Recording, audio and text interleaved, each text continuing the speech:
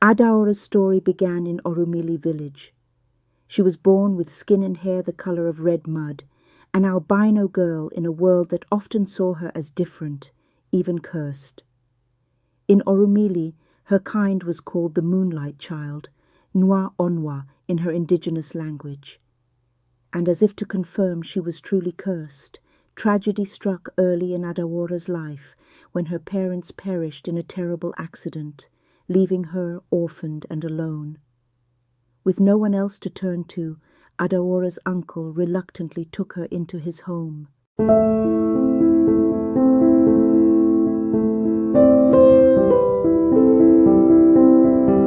But his wife, Nneka, harbored a deep-seated bitterness within her heart.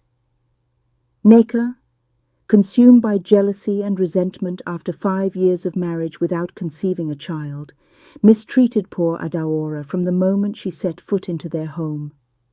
She despised Adaora for her red color, which she considered unnatural, and frequently mocked Adaora's wandering eyes that struggled to focus on one place.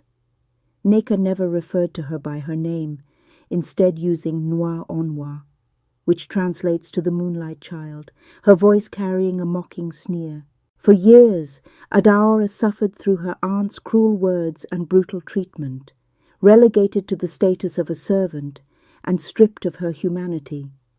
She endured beatings over minor mistakes, including a plate broken on her head for failing to wash it properly, and subsisted on just 2 meagre meals a day. In her own home, Adaora became a ghost, finding solace in the tranquil ambience of the village river.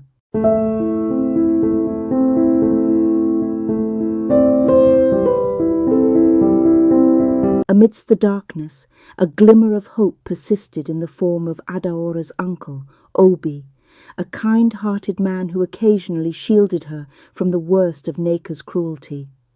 However, he was a weak man and could barely stand up to his wife.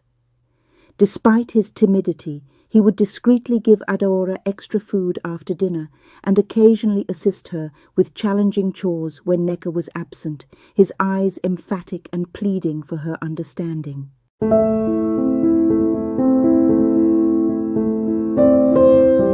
Driven by her intense longing for a child, Nneka relentlessly pursued every avenue, from herbal remedies to prayers at revered shrines, in search of a solution. With each fruitless endeavor, her frustration intensified, and Adaora bore the brunt of her escalating anger. But it was only when she encountered a priestess of the river goddess that a sliver of hope emerged. The priestess, a wise and enigmatic figure, revealed to Nneka the key to her barren womb. She would bear a child only if she showed kindness and compassion to Adaora, the very girl she had tormented for years. The pronouncement was a thunderbolt.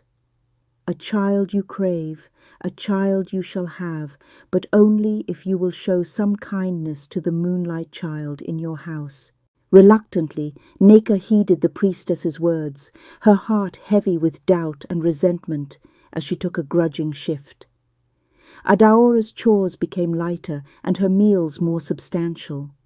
But the kindness was brittle, a shield against a deeper fear. Nneka became obsessed with conceiving, her gaze constantly on Adaora, a reminder of the priestess's words. As soon as she established that a child was growing inside of her, she turned to herself again, becoming meaner to Adaora, giving her tasks that kept her occupied all day and hitting her at every slightest provocation.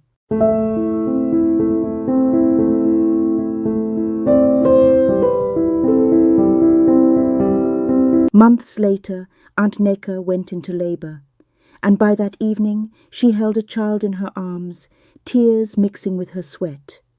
But the cry that pierced the air wasn't what she expected. It was the cry of an albino baby, a tiny mirror of Adaora. A wave of shame washed over her. As Obi rushed in, his joy turning to confusion at the sight of the child, Aunt Nneka swiftly turned her head in shame, unable to meet his gaze. In that moment, something shifted within her. Her bitterness morphed into fierce protectiveness. This child, this albino child, was hers. The world she knew wouldn't be kind. And for the first time, she understood Adaora's pain. From that day on, Aunt Nneka transformed. She became a shield for Adaora, a fierce advocate for her children. She understood, with a heart cracked open by bitterness, fear, and love. That kindness wasn't just about appeasing a river goddess. It was about creating a world where the moonlight wouldn't be a curse, but a beacon of beauty, like the reflection of the moon on the river itself.